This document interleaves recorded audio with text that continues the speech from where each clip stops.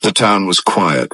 Srebrenica in 1996 wasn't a happy place. It was like a graveyard, not for people, but for their memories. Buildings were broken and empty, like something had punched through them. The air felt heavy, like it was full of sad memories. 10-year-old Alan and his friends Yasmina and Emir didn't know much about ghosts, but they knew what it was like to be sad, to be scared all the time.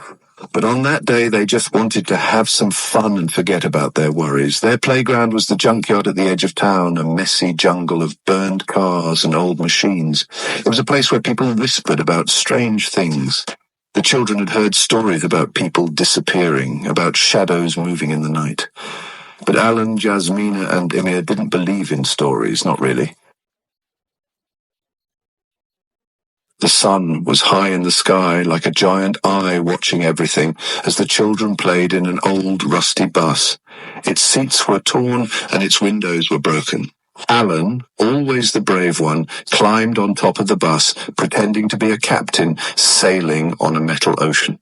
Suddenly, everything went quiet. They stopped laughing.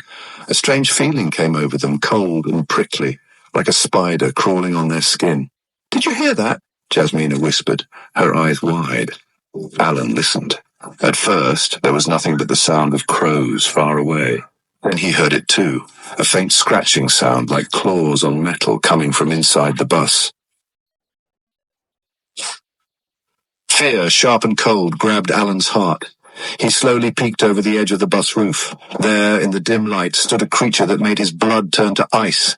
It was tall and skinny, its skin stretched over its bones like a starving dog. But it was its eyes that truly scared Alan. They burned with a strange light, yellow and evil, like the eyes of a wild animal hunting. The creature opened its mouth, and a sound like grinding rocks escaped its throat. It took a step towards Alan, and he knew he had to run. He scrambled down the side of the bus, his heart pounding in his chest. "Run!" he screamed, his voice shaky with terror. The three children didn't need to be told twice. They ran out of the bus as fast as they could, their legs pumping, their lungs burning. The creature was faster than anything Alan had ever seen. It moved like a shadow, its long legs carrying it forward like a spider. He could hear its ragged breathing behind him, its claws scraping on the ground. They ran until they couldn't run anymore, until the junkyard was a blur in the distance. Finally, they collapsed on the edge of town, gasping for air, their clothes ripped, their skin scratched. They never went back to the junkyard. The adults didn't believe their story, saying it was just their imagination. The few soldiers in the town searched the junkyard, but they couldn't find anything. But Alan, Jasmina, and Emir knew what they had seen. The memory of that day, of the devil in the junkyard, would stay with them forever. A scary reminder of the darkness hiding not only in the war, but also close to their own home.